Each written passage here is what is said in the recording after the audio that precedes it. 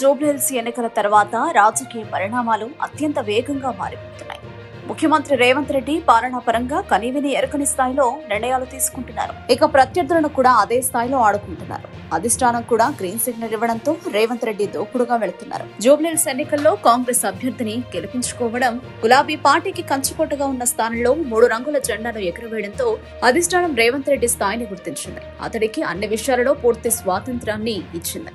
వచ్చిన అవకాశాలను రేవంత్ రెడ్డి సద్వినియోగం చేసుకునేందుకు అడుగులు వేస్తున్నారు. జూబ్లీహిల్స్ ఉప ఎన్నికల ప్రచారం కేటీఆర్ వర్సెస్ రేవంత్ రెడ్డి అన్నట్లుగా సాగింది. కేటీఆర్ విమర్శలు చేస్తే దానికి ప్రతిగా రేవంత్ రెడ్డి బదులిచ్చారు. ఒక రకంగా వీరిద్దరూ ఎన్నికల్లో పోటీ పడుతున్నట్టుగా సంకేతాలిచ్చారు. నవీన్ యాదవ్ గెలుపును రేవంత్ రెడ్డి సవాల్గా తీసుకుంటే కేటీఆర్ సునీత గెలుపును ఛాలెంజ్ గా తీసుకున్నారు.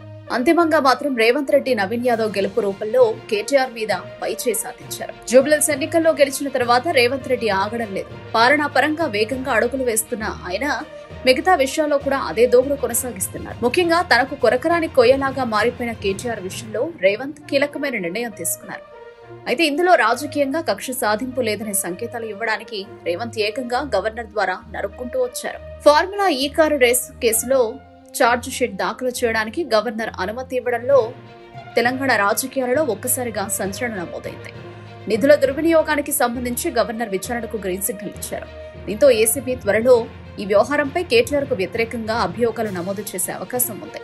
సరిగ్గా కొద్ది రోజుల క్రితం ఈ కేసు విచారణకు అనుమతి ఇవ్వాలని ప్రభుత్వం గవర్నర్కు లేఖ రాసింది. చివరికి ఇన్ని రోజులకు గవర్నర్ కార్యాలయం స్పందించింది. ఈ కేసులో A1 గా కేటీఆర్, A2 గా ఐఏఎస్ అధికారి అరవింద్ కుమార్ ఉన్నారు.